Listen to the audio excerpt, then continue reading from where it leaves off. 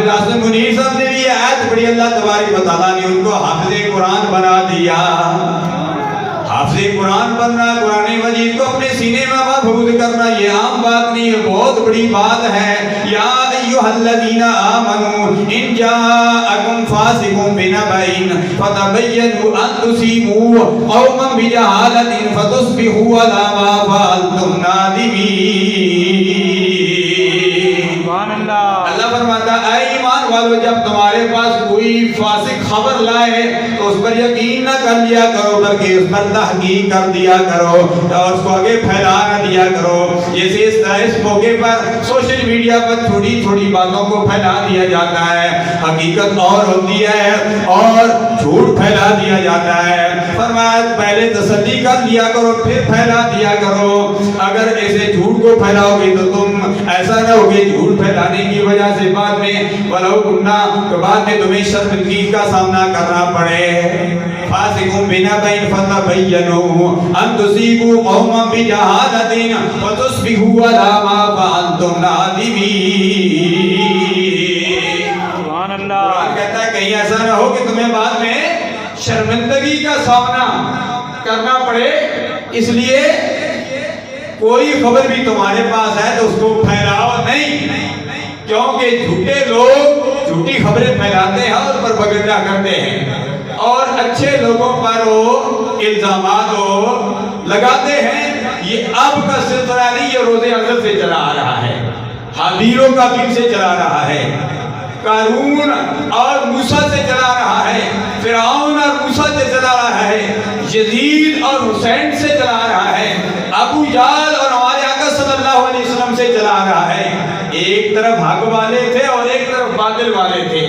باطل والوں نے مختلف پروپیگنڈے کیے دوسرے کو بدنام کرنے کے لیے، لیکن تم دیے بات مخالف سے تو نہ گھبرا اے عقاب، یہ تو چلتی ہے تجھے اونچا اڑانے کے لیے۔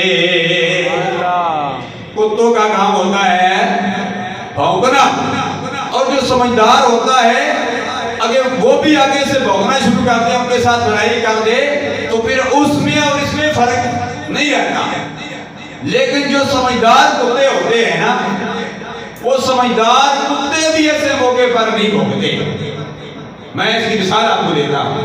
آپ بنی اسرائیل، آپ سورہ کہف پڑھیے، وَقَلْبُهُمْ بَاسِطٌ ذِرَاعَيْهِ بِالْوَسِيلِ۔ میں سب تھوڑی تھوڑی ٹچنگ دے رہا ہوں۔ کتا تھا لیکن سمجھدار تھا۔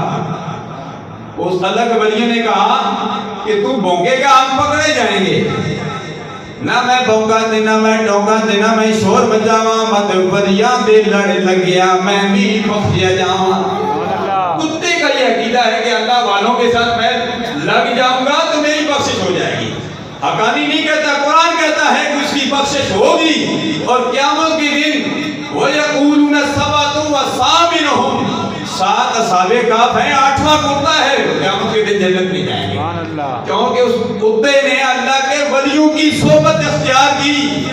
اور بعض کتے وہ ہوتے ہیں کہ انہیں اگر تم مارو ان کی طرف تم دیکھو تب بھی بھونکتے ہیں، جب ان کے پاس سے تم آرام سے گزر جاؤ تب بھی وہ بھونکتے ہیں۔